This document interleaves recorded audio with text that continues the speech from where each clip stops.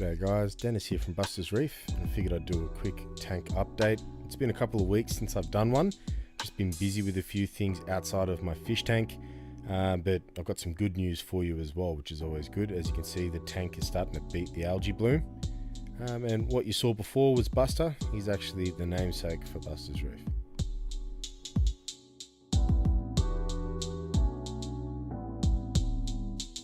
Here you see the Longshot as per usual. It's looking pretty good. As you can see, the algae's died down, and just to go further into that outbreak, I've been managing it by doing water changes and just trying to keep the nutrients as manageable as possible. A lot of people don't think of doing water changes and trying to stay away from it. I'd really advise otherwise. All the corals in this shot look good, bar the bird's nest, and that's mainly because I've just moved it from one side of the tank to the other. So that's still waiting for the polyps to pop out a little bit, but otherwise these three are looking pretty healthy and happy, and as you can see, that algae's really died back there. As said, do your water changes. I do about 5% a week, and it doesn't hurt.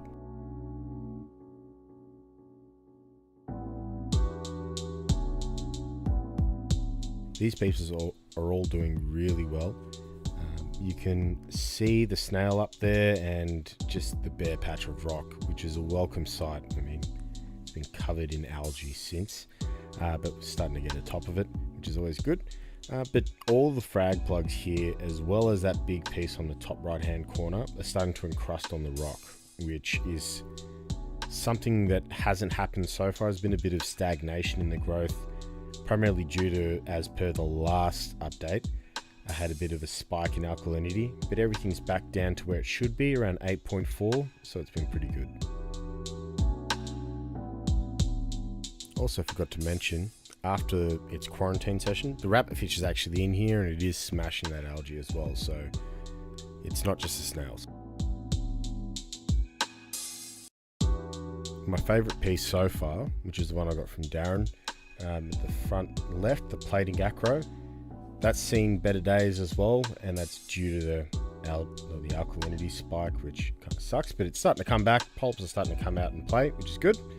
And then the millie up in the top right, that was always doing well, didn't really have too many issues. It's just doing better now and starting to actually encrust on the rock. The SEM Acorah is doing just fine. Can't really say much more for it. It's growing out, it's actually plating out on the frag plug. These three pieces going well as per the other pieces that I got from Reef stock. Piece on the right is starting to encrust on the glue. The staghorn piece in the middle starting to grow out and encrust on the glue as well. Piece on the left, funnily enough, has grown out but isn't actually encrusting on the plug, so it'd be interesting to see what happens with that, but it's quite secure in there anyway, so I'm not too worried. And there's a snail there in the middle just for added viewing pleasure.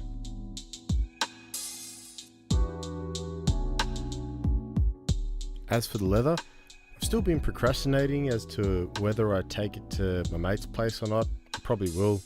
I'm just really lazy and don't bother leaving my house with a bucket and a coral in it. So that'll be an eventuality, probably tomorrow. It's stuck itself to the rock and the rubber band's no longer needed. So this is my new haul. A bunch of corals, bunch of acro in particular, 2 frags and 5 colonies. I'll actually go into detail with them when I actually film them glued in the tank. Lobo still looks good and it's untouched by the angel. Speaking of the blue face there, that actually grunts and it's audible, and I will try and record it, but he grunts at the rabbitfish whenever he goes near him. That's all the fish in one shot, so it's pretty nifty. The rabbitfish doing what it does best there. You can see it nibbling on the algae earlier on and sort of waiting to see if he can antagonize the angelfish.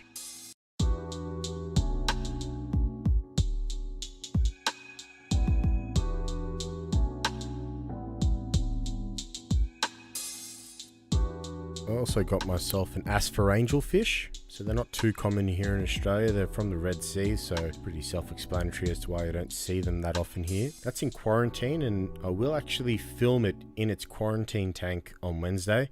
And that'll be a pretty ghetto video, I'm not going to lie to you, but as you can see here, I've just fed the tank with some poponi, which is a mix I made using frozen foods that I got from my local fish store. I just blitzed them up and added some vitamins to it. But yeah, I hope you enjoyed it. Thank you for watching and bearing with me for the past couple of weeks. And feel free to like, comment, subscribe if you haven't done so already, and click the little bell thing, I guess. Everyone else is doing it, so I figured I'd jump on board. Anyways, as I always say, take it easy and happy reefing.